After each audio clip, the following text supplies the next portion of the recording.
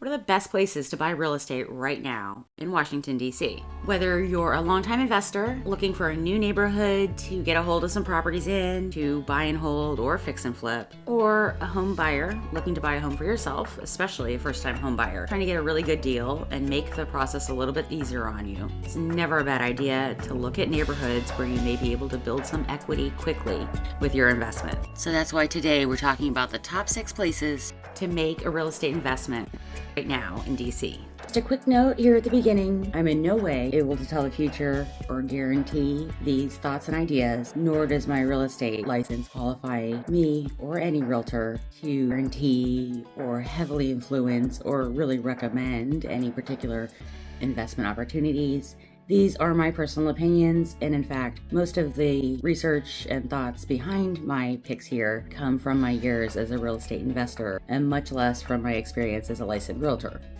In any case, these are just my thoughts, my ideas, where I'd be putting my money right now if I was looking into purchasing homes, but I'd share them with you guys. I've put all of the reasoning and why I pick the neighborhoods throughout the video, so people should feel comfortable making their own decisions. If my ideas make sense, go for it. If they don't, then ignore them. The decision, as always in real estate, is going to be up to the buyer. I'm not buying anything right now. You can reach out to me and I can help you buy if you're interested. Now, we do have 6 distinct neighborhoods. A few of them I've lumped together, sort of looking at them for the same reasons. For a very long time, people have been talking about H Street corridor, Shaw,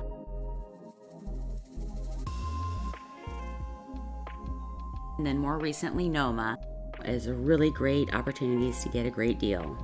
Up and coming neighborhoods, good to make a purchase now before it's too late. However, with all 3 of those neighborhoods, in many ways, you really have missed your chance for a great deal if you haven't already purchased there. Home values have gone up quite a bit, and I wouldn't really call them up and coming so much anymore.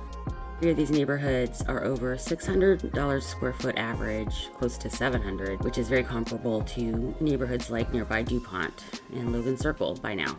Plus, a lot of these single family homes and row homes have been subdivided into condo conversions, so you're looking a lot more 1 and 2 bedrooms than they used to have in these neighborhoods as well. Luckily though, there are still plenty of areas around those 3, H Street Corridor, NoMa, and Shaw, that are still pretty affordable. You can still get a really good deal in and will potentially grow very quickly with that same momentum that those other neighborhoods had. So just north of Shaw, across Florida Avenue and Rhode Island Avenue, we have numbers 5 and 6, Ledroit Park and Bloomingdale. You have tons of reasons for people to want to live there. Being right next to Howard University and Howard University Hospital, people are always looking to purchase or rent places to live. To be close to those, as well as Children's Hospital, and you're not far from Truxton Circle and a lot of prime downtown DC. Very similar to why people like to live in Shaw. However, with Ledroit Park and Bloomingdale, they really haven't hit their peak. They don't have quite as much retail and commercial. They feel a little quieter and more suburban, and you do have the opportunity to purchase at a slightly more reasonable price. Here in Ledroit Park and Bloomingdale, you can see that the cost per square foot is under $600, and there are bigger units. The average home sold was almost 1,700 square feet, and still very convenient to downtown, Dupont, and areas like that. Another neighborhood, which in fact is very up and coming and still located amongst all of those neighborhoods, is number 4, Truxton Circle. Now, this is a neighborhood that I'm finding people are talking about more and more, but I'm realizing that as I mention it to my clients, most of them have never even heard of it. So it is truly up and coming. It is just between NoMa and Shaw, just south of Florida Avenue, and on the way to Penn Quarter and everything downtown in DC. So right now, as a purchaser, you can find a great deal on a property. You're also going to find a lot of investors buying row homes with 3 or 4 bedrooms and splitting them into condo conversions. You'll see me look at one in this video right here. As a home buyer, it is still a wonderful location. It doesn't have the long history of increasing values the way that nearby neighborhoods like Logan Circle and Shaw and Penn Quarter have. You can still get in there with a pretty reasonably priced row home. Here, the average sale's even bigger and cost less per square foot than numbers 5 and 6. So you can still purchase yourself a reasonable row home. Right between NoMa and Shaw. Very convenient to everything downtown. There's the Capitol in the distance. And just plan to build some equity pretty quickly as a first-time home buyer in Truxton Circle. And here's the map showing numbers 4, 5, and 6, Truxton Circle, Ledroit Park, and Bloomingdale. And for number 3, we have Buzzard Point. This is in the Southwest waterfront, and I touch on it in my Southwest waterfront video, which you can check out here. It is still very up and coming. There is tons of area there yet to be developed. Here, you're going to have more taller, newer buildings because the area simply is being built from the ground up. A lot more than is even possible in areas like we just discussed. There's just a lot more open opportunities to build new construction and taller buildings in this part of DC. And you can see, from driving through it, there's tons of new construction. This is where Audi Field is, which has been a big draw to the community,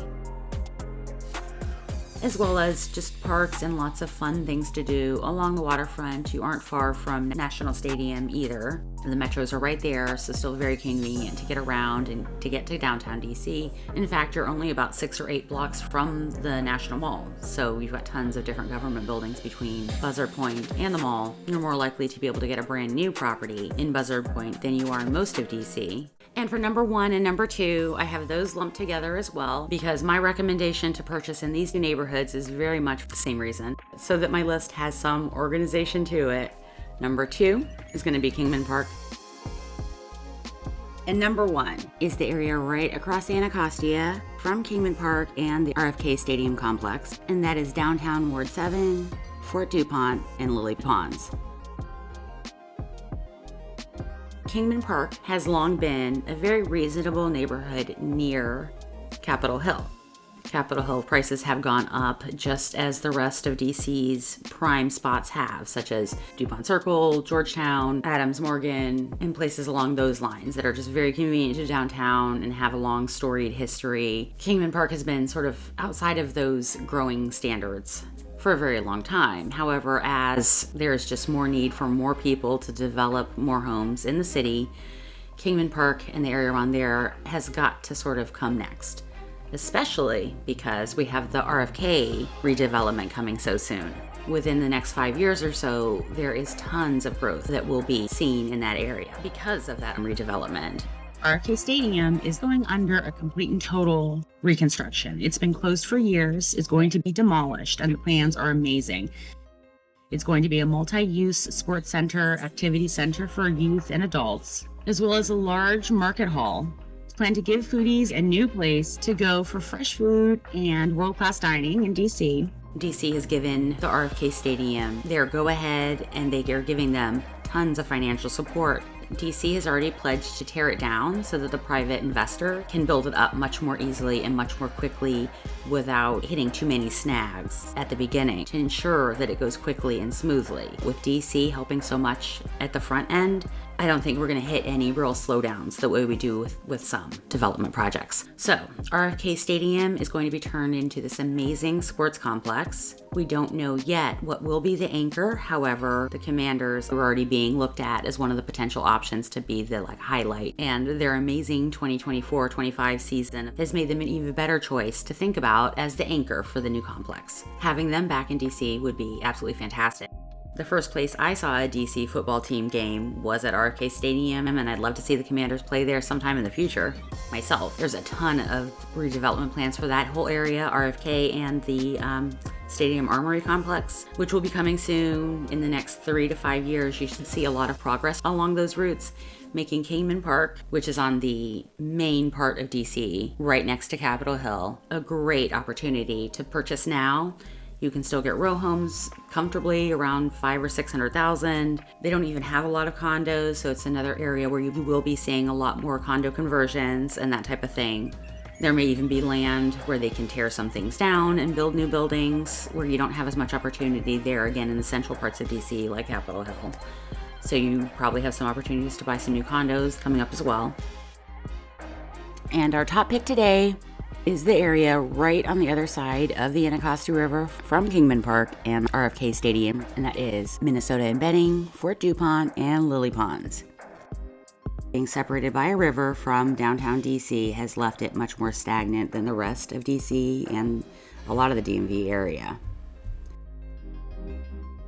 Along Benning Road Northeast, they've already started the redevelopment project, downtown Ward 7. Typically, this part of DC is not thought of as downtown, but this area certainly is being redeveloped into a separate one.